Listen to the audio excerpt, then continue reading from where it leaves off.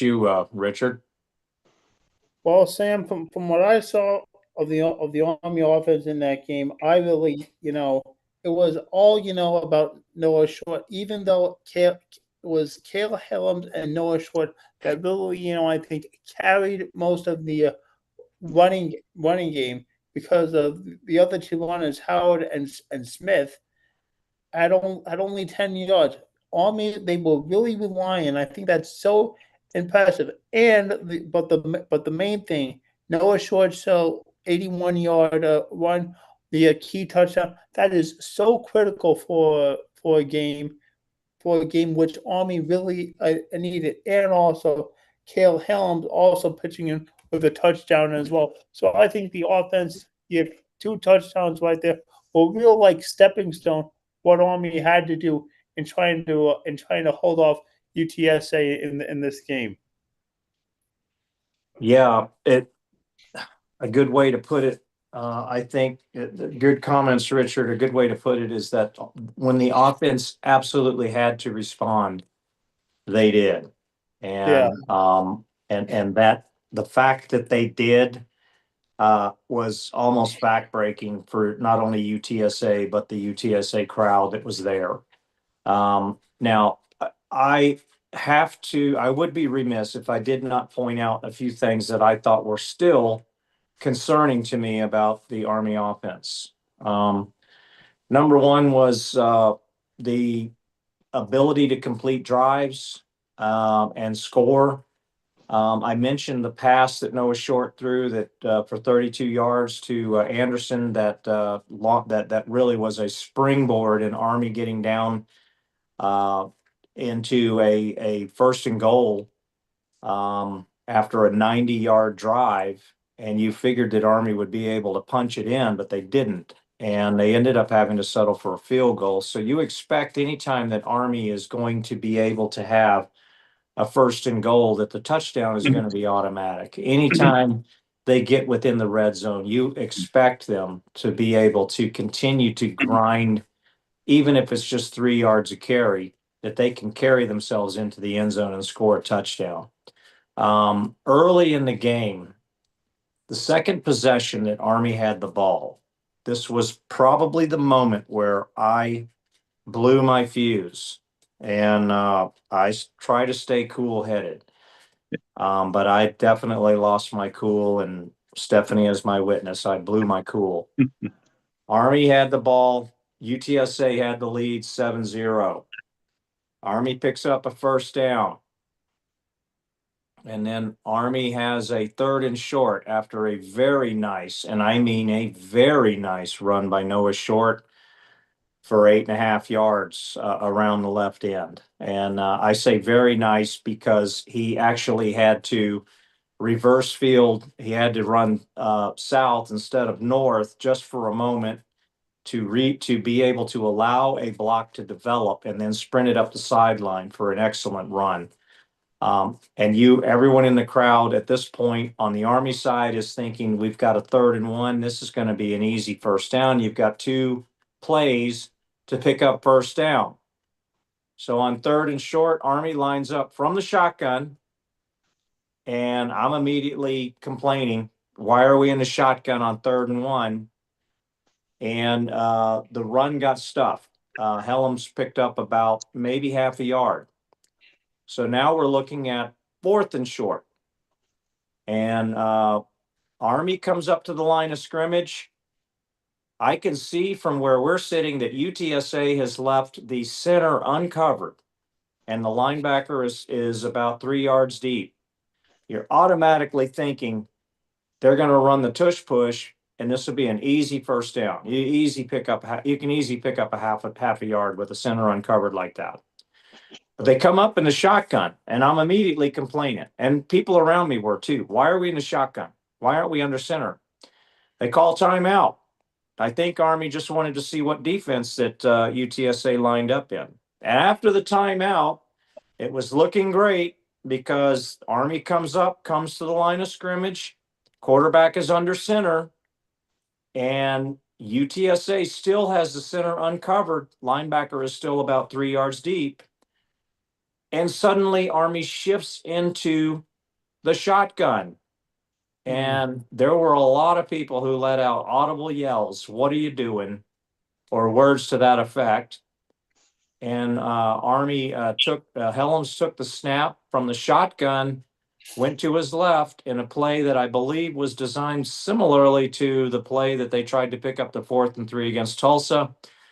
2 UTSA players did not get blocked, and he got stuffed for a loss. UTSA takes over the ball in their own territory and drive down, and fortunately only kick a field goal. So it didn't hurt Army as bad as it could have, but it was devastating at the moment it happened. And given the fact that it was a 3rd and 1, it should have been an automatic first down for Army. So hopefully there was a learning point on either the blocking or the play calling. But there were two other times where Army seemed to be also in a free fall on offense, and it was happening at the wrong time. Army's last possession of the 3rd quarter, Army got the ball deep in their own territory. They still had the lead, although UTSA had battled back into the game. It was now 20-17. Army proceeded to go 3 and out. And 3 and out included a cutesy play that ended up being an incomplete pass, and they had to punt. And UTSA gets the ball back very quickly. When I say very quickly, Army barely burned maybe a minute to a minute and a half off the clock. And UTSA, so the defense didn't get much of a rest. And Army is off the field. UTSA's offense is back on the field. UTSA's offense runs down the field and managed to score another touchdown. And next thing you know, actually, they did not score a touchdown on that one. They had to punt. No, they did score a touchdown on that one. And when Army got the ball back, which was their first possession of the 4th quarter, Army picked up a first down very quickly. I believe on one play, they were already picked up their first down, but then they proceeded to go 3 and out again. UTSA gets the ball back. Fortunately, the damage was controlled by the defense, but you were starting to worry that offense has lost its mojo. But then came Army's game-winning drive, and the game-winning drive had everything on the table, all the chips on the table, all the bets are off. Any moment Army fails to convert, the game is over, literally. And this moment came twice in that drive where fail to convert and the game is over. The first time was a 4th and 1 where Helms dropped back under very heavy pressure and heaved the ball to the left sideline, where it floated down into the waiting arms of Samari Howard for 14-yard gain and a first down. And then it came again, I believe just 3 plays later. And here it was again. Cool Hand Kale delivered another strike, this time to Parker Pulaski for 18 or for another, I believe, another 14 yards and another first down, and the drive continued. Next thing you know, Army had it 1st and goal, and we know what happened next. So the offense responded when it needed to respond. There's still some work that needs to be done. And finally, on the offensive side, there is still a major concern of mine, and that is the fact that the B-back or fullback production is very light. And Army in the flexbone offense, you expect that the B-back production is going to represent at least a third of the yardage and carries that occurs in the game. In this particular game, B-backs carried it all of 7 times for a total of 22 yards. 7 carries for 22 yards from the B-back position. That's got to improve. It's got to improve between now and December 13th. We do know that Army went into the game with Briggs Bartosh still out. Army also went into the game with Paulo Generelli still out, but Braden Bartosh did an outstanding job filling in. But still, we really do hope that when the Navy game kicks off that we are looking at a healthy Army team on both sides of the ball. So any more comments about offense, guys? We'll talk quickly about defense, and then we'll get on with some other stuff for this huddle. Yeah. All right. Yeah, defensively, this game was another game where we were concerned that perhaps the bottom was falling out late. But in my opinion, there were some circumstances that led to it appearing that way. For the most part, the Army defense played outstanding. They definitely played way more inspired than they did against Tulsa from start to finish. Andon Thomas, one of the team captains, led the team in tackles, nine total with 7 solo. Gavin Shields was number 2 with 8 tackles, 6 of which were solo. Jaden Mays, who was the American Conference Defensive Player of the Week, had 7 tackles, 5 solo, and his pick 6 for 70 yards, which was a thing of beauty to watch. And Eric Ford had 2 sacks. Both of these were very critical, one coming at the end of the first half and one coming on UTSA's final drive, which put them in a very dire situation, which led to them failing on a 4th down conversion that allowed Army to run the clock out. Some people may point to the fact that UTSA suddenly gained momentum and scored 2 quick touchdowns, or relatively fast touchdowns, and they were pretty quick. I mean, they happened within about 7 minutes of each other to take the lead again. But I do want to point out to something that did happen, and that is Casey Larkin went down. And we understand that that he's doing okay. I'm not going to speak to his injury other than it was I believe a double stinger. It looked a lot more serious on the field than what it actually turned out to be. He's a tough kid and he hits very hard. And he was down for a while, and but he made his way off under his own power and went into the tent, but he did not return for the rest of the game. And so therefore, the next man up had to come in at his strong safety position.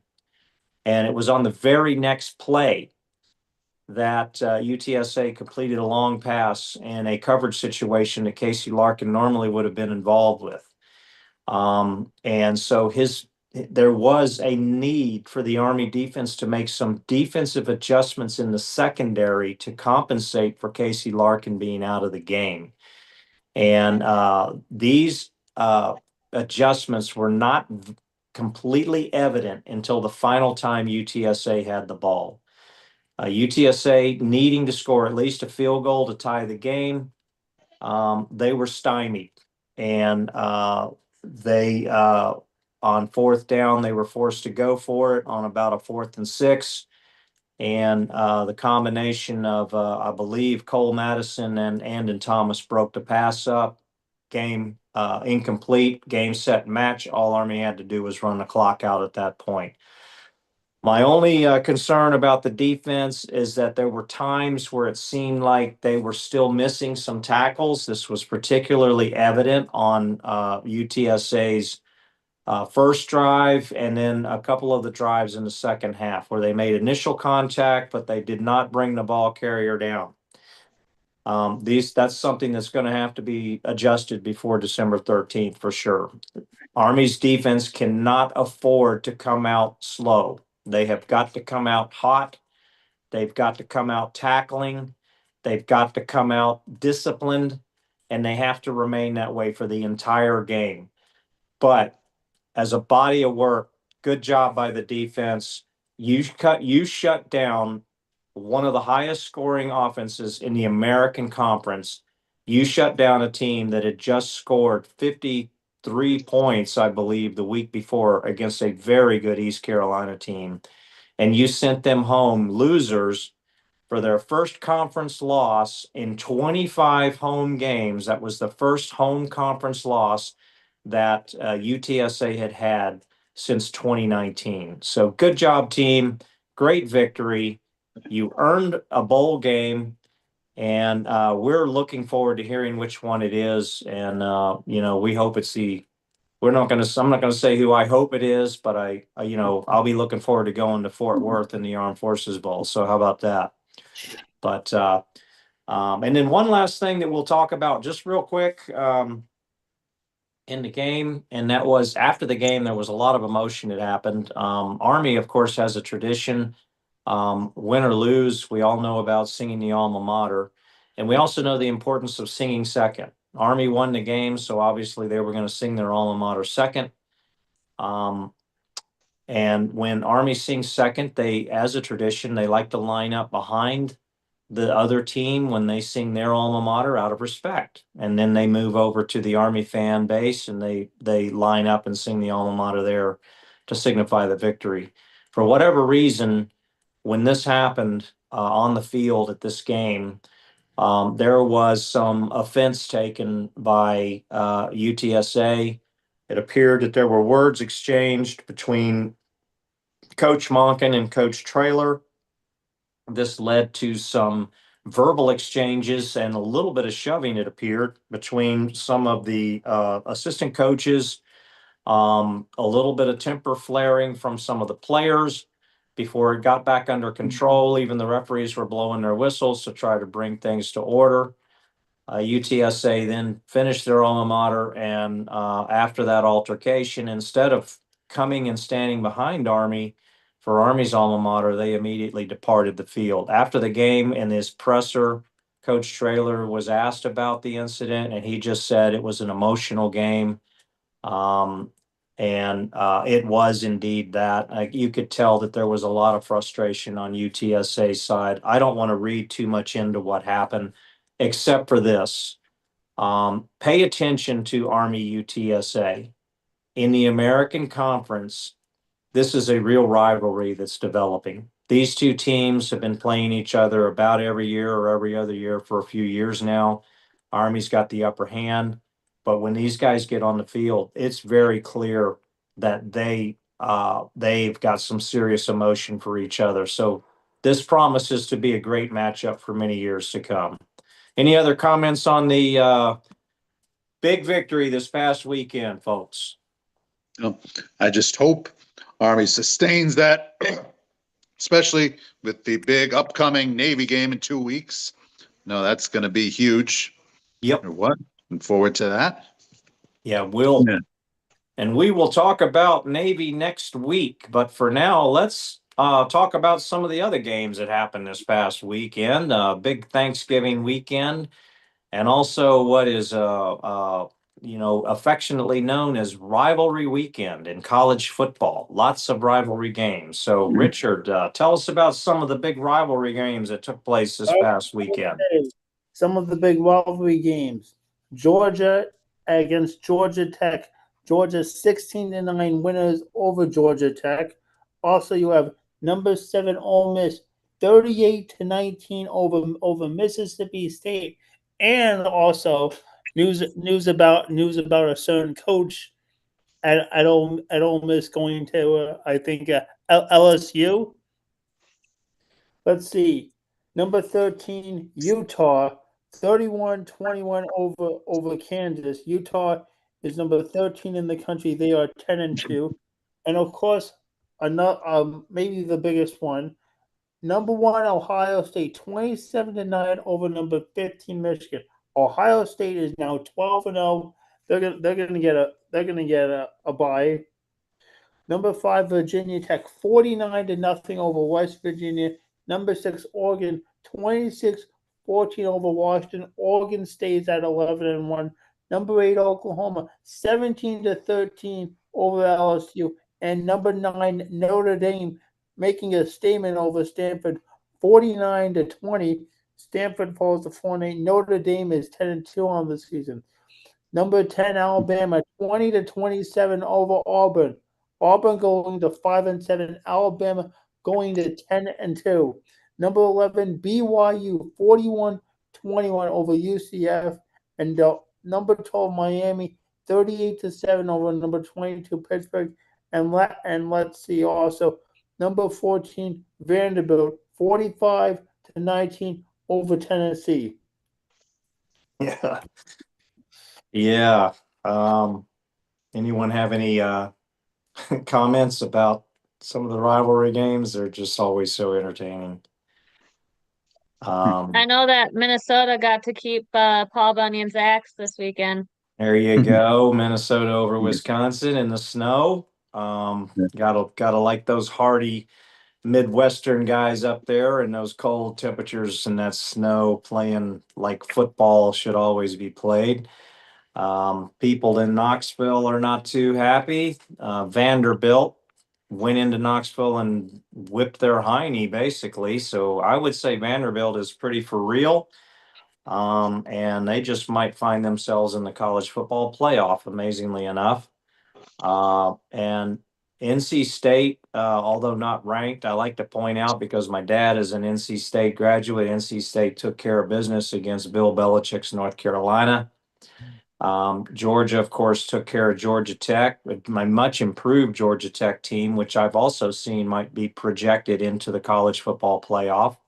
That would do the state of Georgia really proud.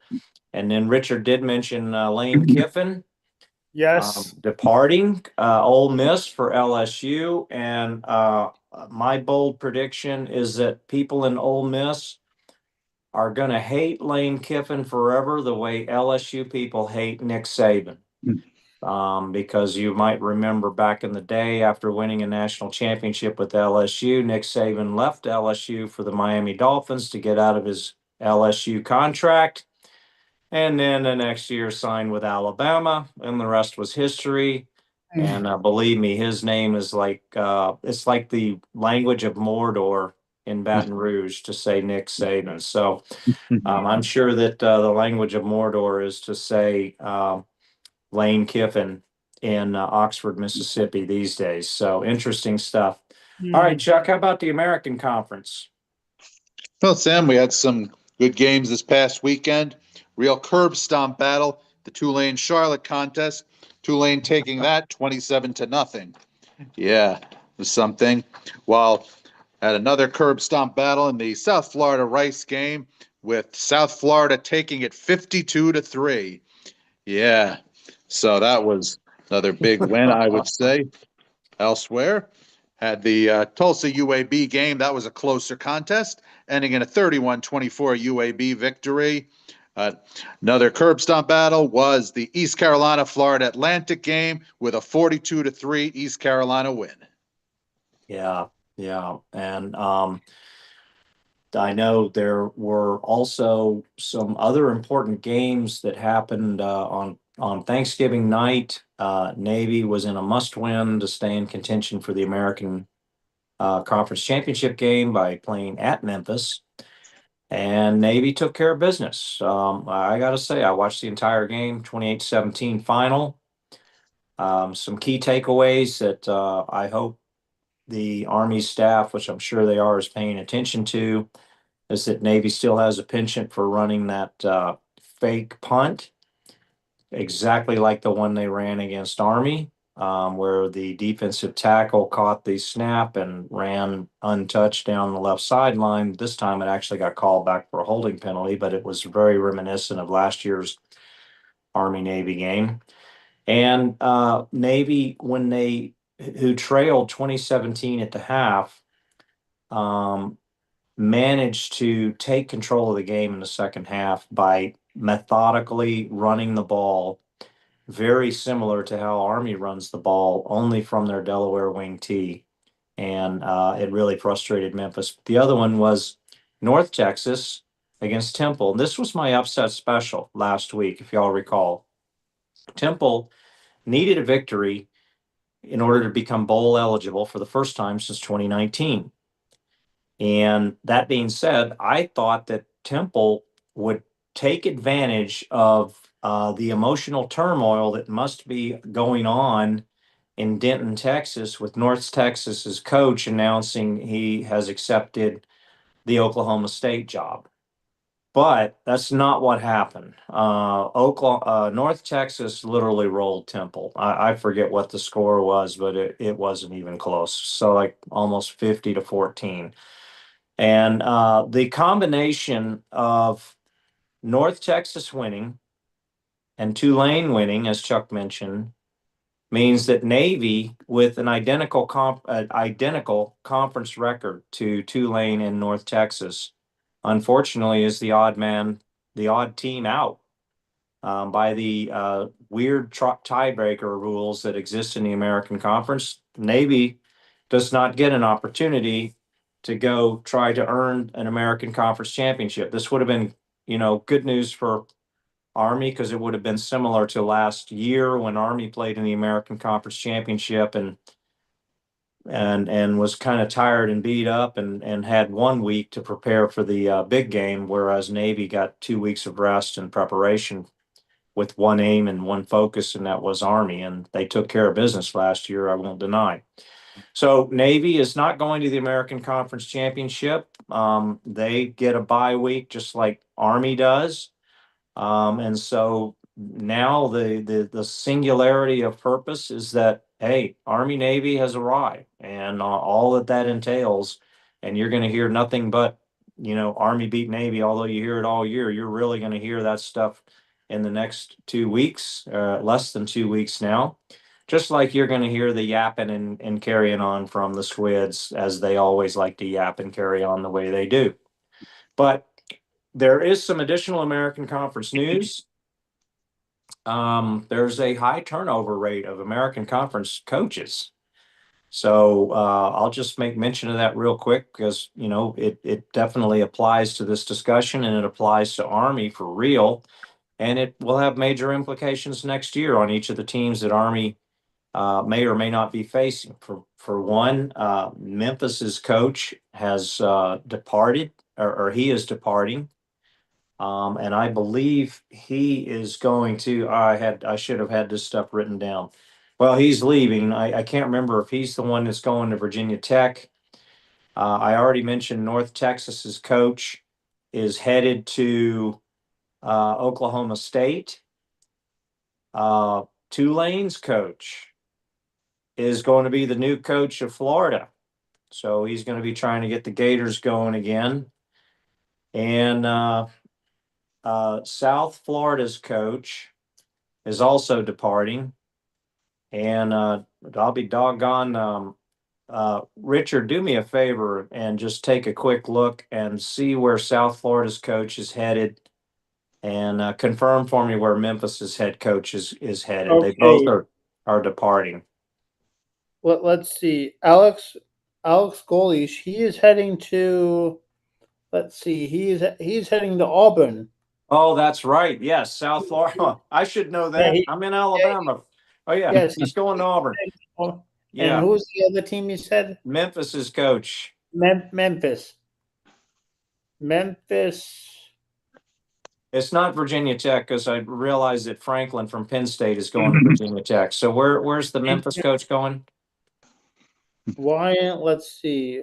Ryan Silverville being replaced by now Reggie Howard. Ryan Silverfield is heading to Arkansas. Yes, Arkansas.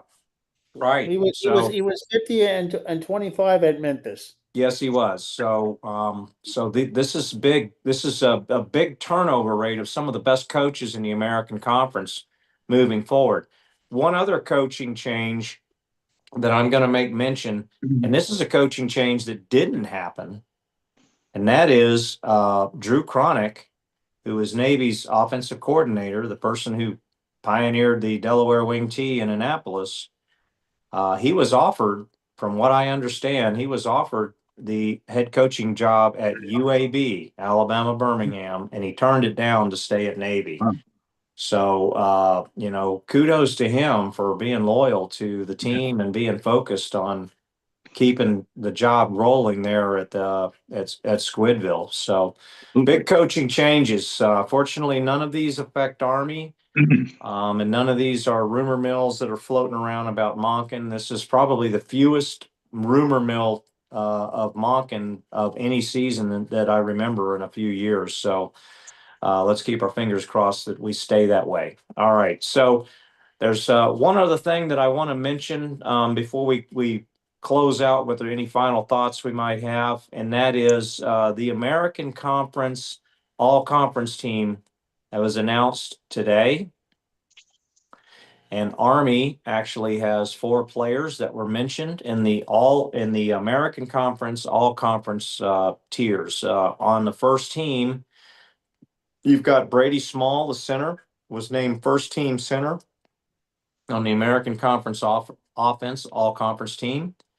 Andon Thomas, who is one of the team captains and the leading tackler on the Army team, was named to the second team defense for American Conference. Jack Bosom, the sophomore defensive tackle for Army that leads the team in sacks and is a real rising star among the Army defenders on the defensive line, was named to the third team. And then Casey Larkin was an honorable mention so I would like to say congratulations to all of those players for earning that honor of being mentioned as of being among the best in the entire conference at your position, and for everything that you have accomplished, you continue to accomplish, and the leadership that you provide to the team. So congratulations to all of you, and to Casey Larkin, we're sending our best and prayers to you to be 100% for the Navy game, and anyone else on the Army team who may have a ding here or a bang there or a bruise here. We hope that you get yourself, Briggs Bartosh, get yourself healed up and back on the field in time for December 13th and ready to do some damage. So, all right. Any other comments anyone might have? We normally at this point we do a lightning round. But actually, Richard, before we go, this coming weekend actually is conference championship weekend. Yes. That's correct. So, Richard, tell us about some of the conference championship games. Yes, and which ones you'll be watching. Certainly, which ones I will be watching this weekend as we go through, obviously, as we go through the conference championship games. The Sun Belt Conference will have Troy 8-4 taking on number 25 James Madison. Kennesaw State 9-3 will be taking on Jacksonville State in the Conference USA Championship. That's also at 7:00. North Texas number 24 and number 22 Tulane. The American Athletic Conference Championship. North Texas is 11-1. Tulane is 10-2. Simultaneously, at the same time as the Mountain West Conference Championship between UNLV 10-2 and Boise State, which is 8-4. Saturday, and let's see. Saturday is the Big 12 Conference Championship. Number 11 BYU 11-1 and number 4 Texas Tech 11-1. Miami of Ohio and Western Michigan for the MAC Championship. Miami 7-5, Western Michigan 8-4. The Southeastern Conference Championship, number 3 Georgia and number 9 Alabama, and the Big Ten Championship has number 2 Indiana 12-0 and Ohio State also 12-0. And Saturday night 8:00 is the Atlantic Coast Conference Championship. The Duke Blue Devils taking on number 17 West Virginia.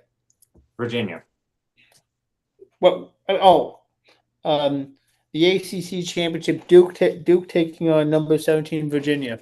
There you go. Yep. Chuck, which of those games you won't be watching? Definitely the Duke Virginia battle. I can tell you that should be a tough battle.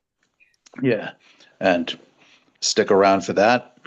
Yeah, Yeah, that's a unique matchup for the Atlantic Coast Conference, a conference that has been dominated by teams like Clemson and Miami in years of late. To have Duke and Virginia in the conference championship is makes it almost to me worth watching. And let's not forget that Virginia's quarterback, he was North Texas's quarterback last year before he entered the portal and went to Virginia. So, and he's having a fantastic season.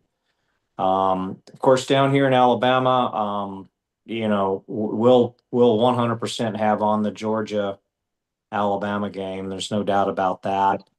I'm going to be taking a particular interest in watching the American Conference Championship game because of the fact that this is our conference, number one. And number two, it is a conference championship game in which both coaches, head coaches of both teams, are leaving.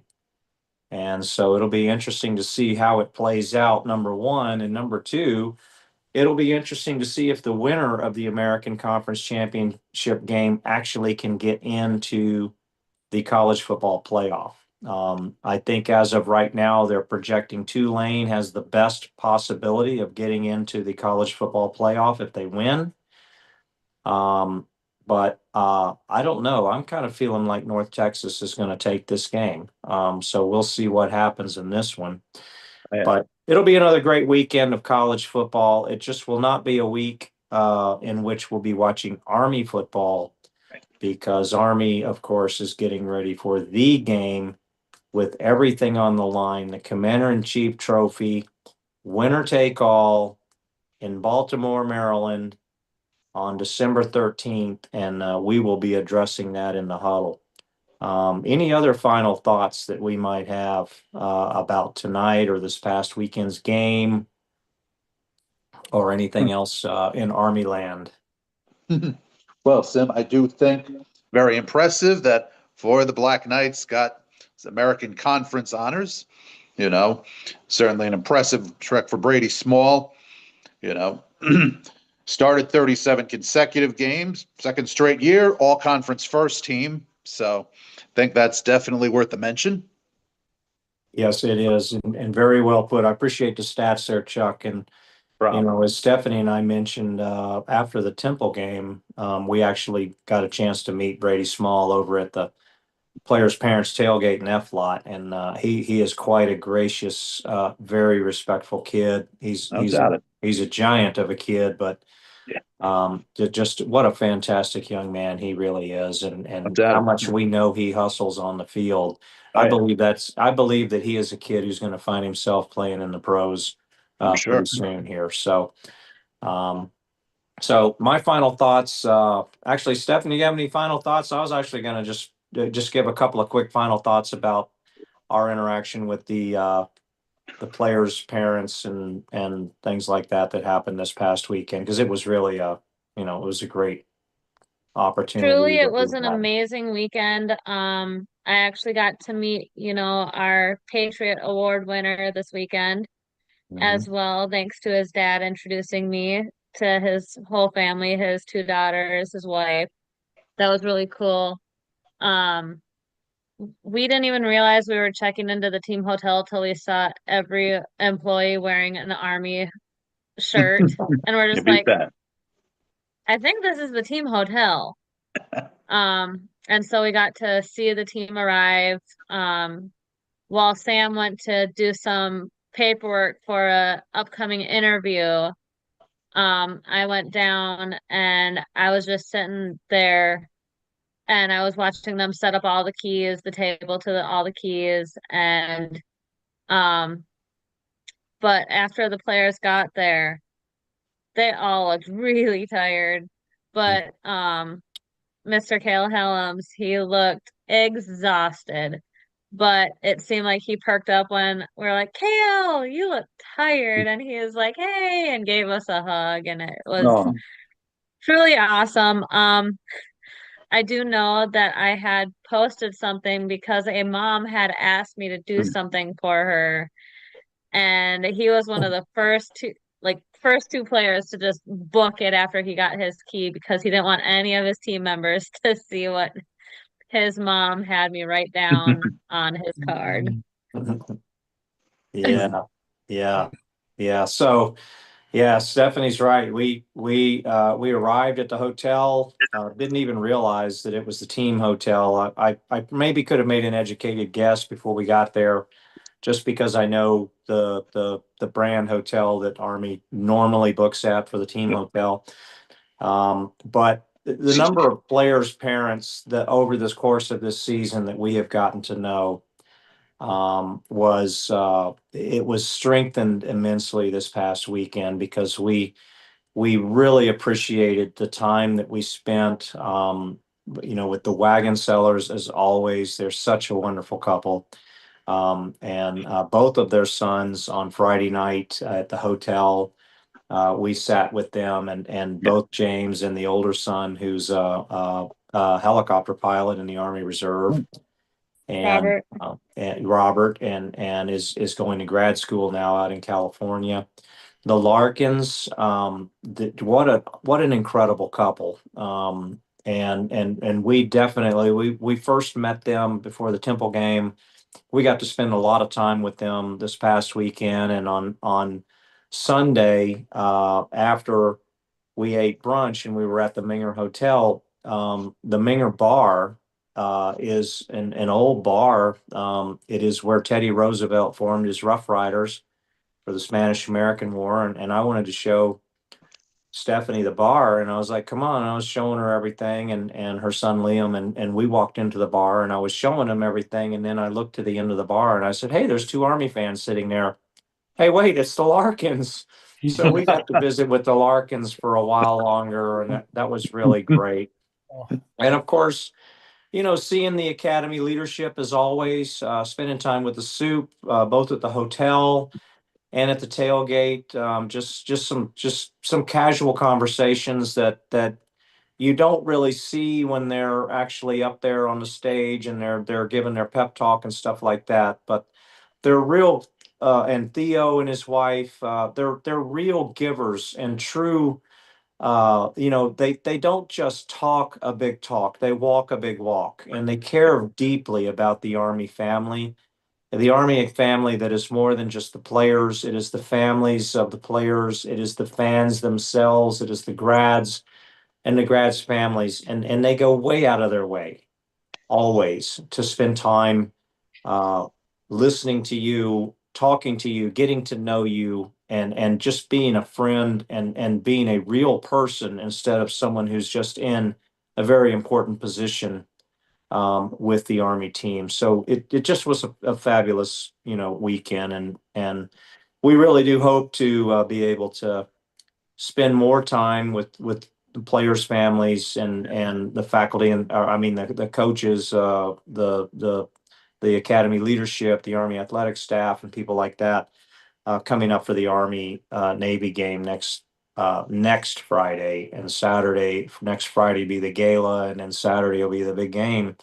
So what a wonderful family we have, and I do want to make one last plug for anyone who sees that, and that is today is Giving Day, and the Army fundraiser for Giving Day is ongoing, and you still have the opportunity to get online right now, make a contribution to your favorite team among the Army athletics, and leave them a note of appreciation for everything that they do upon the fields of friendly strife. All right. Any other closing comments? Go Army, beat Navy. Yeah, you got that right. Yes, and enjoy the bye week, and then beat Navy. Yes, indeed. Yes, definitely. It is 100% go Army, beat Navy time. So with that being said, we're going to wrap it up. We apologize about the late live stream. I noticed that the live stream came on about halfway through our broadcast. But the entire thing has been recorded, so our entire broadcast will be reloaded on so that everyone can enjoy, and we'll have the link up for everyone to see. So with that, we represent CamVetsMedia. CamVetsMedia meaning the cadets, the midshipmen, and the military and the veterans. Stephanie, how long we been around? It's 2008. Since 2008, that's right. And we proudly spend time making sure that we share with you the good news about Army West Point athletics, and in this glorious time of year, of course, Army football.